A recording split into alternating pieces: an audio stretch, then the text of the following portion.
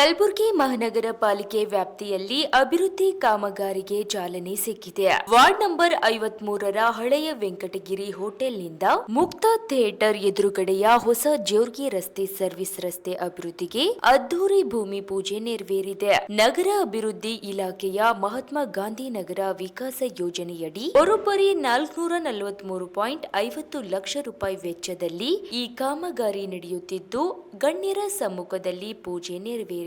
Bureau report Chandrashekhar Nagnalli. जय मंगलम जय रमा पार्वती विनेश्वर महादेव निवजी चाचर महाराज की जय.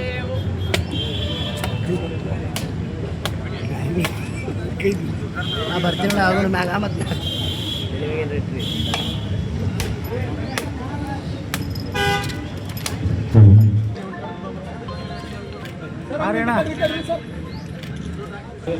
ಈ ಕಡೆ ಎಲ್ಲ ಸರ್ ಈ ಕಡೆ ಎರಡೇ ನಿಮಿಷ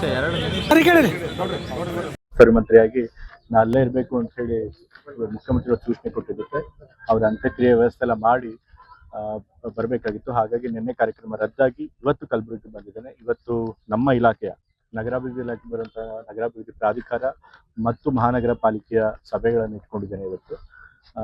ಹಾಗೆ ಇಲ್ಲಿಗೆ ಬಂದಾಗ ನಮ್ಮ ಶಾಸಕರಾದಂತಹ ಅಲ್ಲಮಪ್ರಭು ಪಾಟೀಲ್ ಅವರು ಅವರ ಒಂದು ಕ್ಷೇತ್ರದಲ್ಲಿ ಒಂದು 4,43,00,000 ವೆಚ್ಚದಲ್ಲಿ ಮಹಾತ್ಮ ಗಾಂಧಿ ನಗರ ವಿಕಾಸ ಯೋಜನೆ ಅಡಿಯಲ್ಲಿ ಒಂದು ರಸ್ತೆ ಆಗ್ತಾ ಇದೆ ಅವ್ರ ಕ್ಷೇತ್ರದಲ್ಲಿ. ಸೊ ಆ ರಸ್ತೆ ಗುದ್ಲಿ ಪೂಜೆ ಇದೆ, ಬರಬೇಕು ಅಂತ ಹೇಳಿದ್ರು. ಸೊ ಹಾಗಾಗಿ ಅವ್ರ ಸಮೇತ ಇವತ್ತು ಬಂದು ಗುದ್ಲಿ ಪೂಜೆ ಕೂಡ ನಡೆಸಿದ್ರು.